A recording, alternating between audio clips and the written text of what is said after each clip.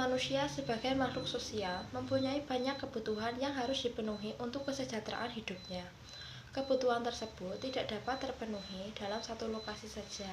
Maka dari itu, manusia memerlukan transportasi untuk melakukan perpindahan orang dan atau barang dari satu tempat ke tempat yang lainnya dengan menggunakan kendaraan. Secara umum, di Indonesia, jenis transportasi ada tiga, yaitu transportasi darat, transportasi laut, dan transportasi udara. Dari ketiga jenis transportasi tersebut, transportasi darat merupakan transportasi yang paling sering digunakan oleh setiap orang jika dibandingkan dengan transportasi lainnya. Berkaitan dengan konsumen, artinya hukum memberikan perlindungan terhadap hak-hak pelanggan dari sesuatu yang mengakibatkan tidak terpenuhinya hak-hak tersebut. Perlindungan yang diberikan oleh hukum berkaitan dengan adanya hak dan kewajiban. Dalam hal ini, yang dimiliki oleh manusia sebagai subjek hukum dalam interaksinya dengan sesama manusia serta lingkungannya. Sebagai subjek hukum, manusia memiliki hak dan kewajiban untuk melakukan suatu tindakan hukum. Menurut Setiono, perlindungan hukum adalah tindakan atau upaya untuk melindungi masyarakat dari perbuatan sewenang-wenang oleh penguasa yang tidak sesuai dengan aturan hukum untuk mewujudkan ketertiban, ketentraman, sehingga memungkinkan manusia untuk menikmati martabatnya sebagai manusia. Hukum dapat melindungi hak dan kewajiban setiap individu. Dengan adanya perlindungan hukum akan terwujud tujuan hukum antara lain yaitu ketertiban, keamanan, ketentraman, kesejahteraan, kedamaian, kebenaran, dan keadilan. Pemberian gaji karyawan. Gaji menurut Handoko 1993 yaitu pemberian pembayaran finansial kepada karyawan sebagai balas jasa untuk pekerjaan yang dilaksanakan dan sebagai motivasi pelaksanaan kegiatan di waktu mendatang. Pemberian gaji kepada karyawan. Penggajian seorang pekerja diatur dalam pasal 88E ayat 2 Undang-Undang Nomor 11 Tahun 2020 tentang Cipta Kerja. Peraturan penggajian diatur lebih terperinci lagi dalam Peraturan Pemerintah Nomor 36 Tahun 2021 tentang pengupahan. Dalam hal ini, perusahaan dilarang untuk memberikan upah atau gaji karyawan lebih rendah dari upah minimum yang telah ditetapkan pemerintah setempat. Komponen dasar upah karyawan. 1. Upah pokok. Imbalan dasar yang harus dibayarkan perusahaan kepada karyawan dalam jenis pekerjaan yang jumlahnya ditetapkan berdasarkan kesepakatan bersama. Tunjangan tetap. Pembayaran yang diatur dalam pekerjaan diberikan secara tetap untuk karyawan dan keluarganya dengan dibayarkan dalam satuan waktu yang sama dengan pembayaran upah pokok. Ketiga, tunjangan tidak tetap. Pembayaran diberikan secara langsung atau tidak langsung yang berkaitan dengan karyawan dan diberikan secara tidak tetap untuk karyawan dan keluarganya. Keempat, struktur dan skala upah. Sebuah nominal upah dari yang terkecil sampai terbesar bagi setiap golongan jabatan.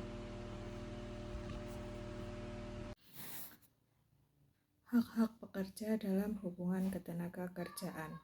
Hak-hak seorang pekerja diatur dalam Undang-Undang Nomor 13 Tahun 2003. Berdasarkan undang-undang tersebut, hak-hak seorang pekerja yaitu 1.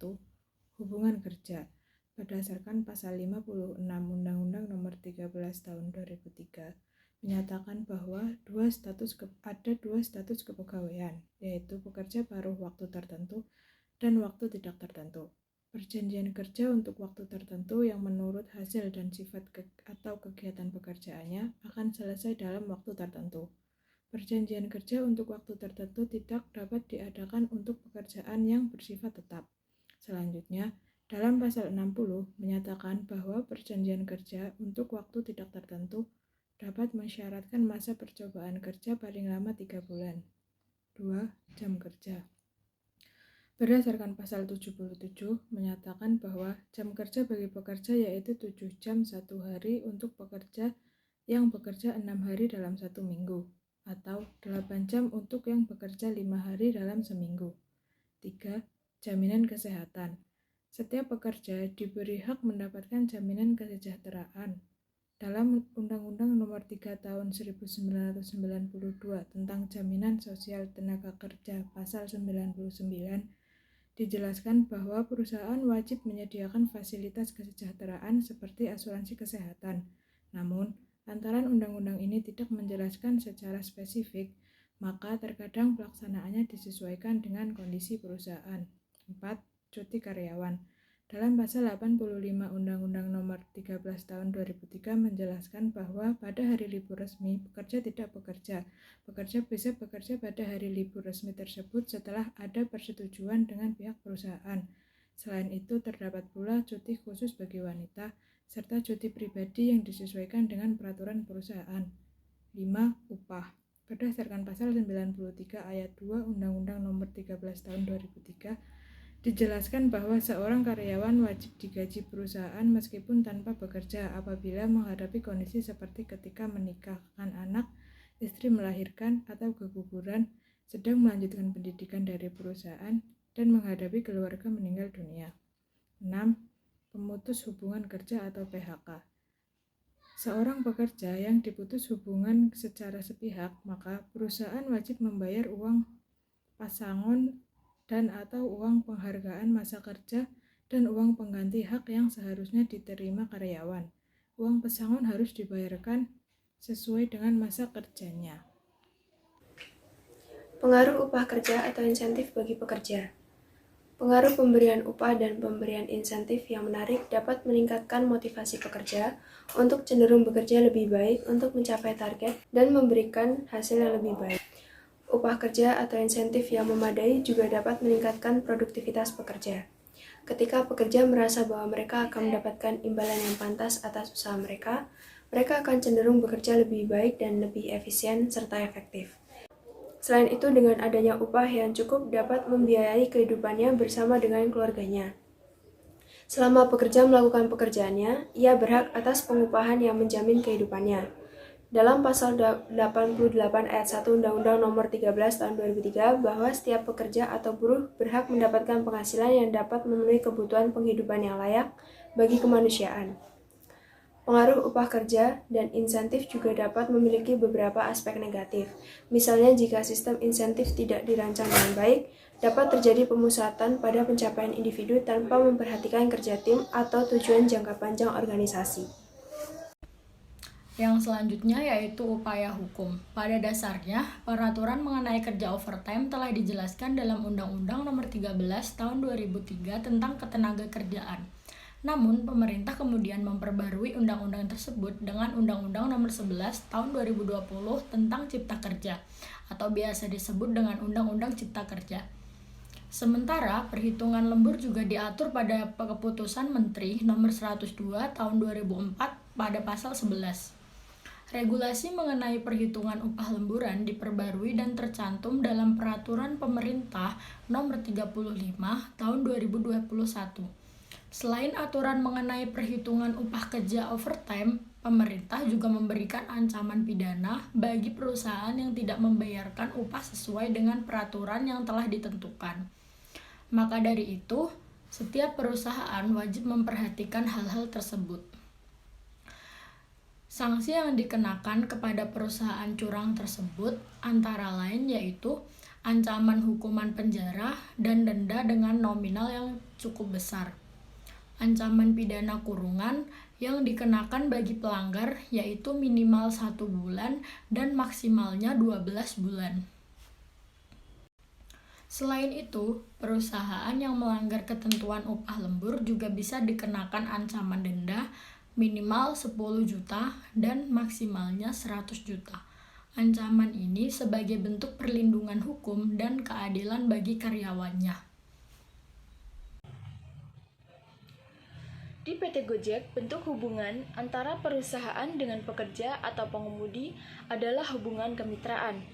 Nah, dalam perjanjian kemitraan antara PT Gojek Indonesia dengan driver Gojek menggunakan akta di bawah tangan. Akta ini adalah akta yang dibuat tidak di hadapan pejabat yang berwenang atau notaris. Nah, akta ini dibuat dan ditandatangani oleh para pihak yang membuatnya. Dan apabila suatu saat akta di bawah tangan tidak disangkal oleh para pihak, maka berarti mereka mengakui dan tidak menyangkal kebenaran apa yang tertulis pada akta di bawah tangan tersebut. Sehingga sesuai pada pasal 1857 KUH Perdata, maka akta di bawah tangan tersebut memperoleh kekuatan pembuktian yang sama dengan suatu akta otentik. Dengan demikian, maka hubungan hukum yang timbul antara driver Gojek dengan PT Gojek Indonesia adalah hubungan kemitraan, karena kedua belah pihak memiliki kedudukan yang sama sebagai mitra yang disepakati melalui perjanjian dengan akta di bawah tangan. Nah, selanjutnya untuk penggajian driver Gojek ditentukan berdasarkan orderan sekaligus jarak tempuh yang didapatkan. Nah, penghasilan tersebut juga ditentukan apakah orderan berada di jam sibuk atau bukan. Apabila di jam sibuk, maka driver akan mendapatkan upah sebesar Rp2.500 per kilometer. Tapi jika driver mengambil orderan di saat jam tidak sibuk, maka akan mendapatkan upah sebesar Rp2.000 per kilometer. Nah, pendapatan dapat lebih banyak jika driver Gojek mengambil orderan lebih banyak. Dan memberikan mitra driver Gojek juga akan mendapatkan bonus apabila berhasil mencapai target orderan dan memiliki rating yang tinggi. Selanjutnya, melalui penjabaran di atas, dapat disimpulkan bahwa hubungan kemitraan antara PT Gojek Indonesia dengan driver Gojek tidak dapat diberlakukan perlindungan hukum berdasarkan pada Undang-Undang Nomor 13 Tahun 2013 tentang Ketenagakerjaan. Nah, hal ini disebabkan karena peraturan perundang-undangan tersebut hanyalah berlaku untuk pekerja. Sedangkan apabila dilihat dari segi hukum, driver Gojek tidak memenuhi unsur-unsur dari hubungan kerja, sehingga bukan merupakan pekerja, melainkan mitra dari PT Gojek Indonesia. Sekian, terima kasih.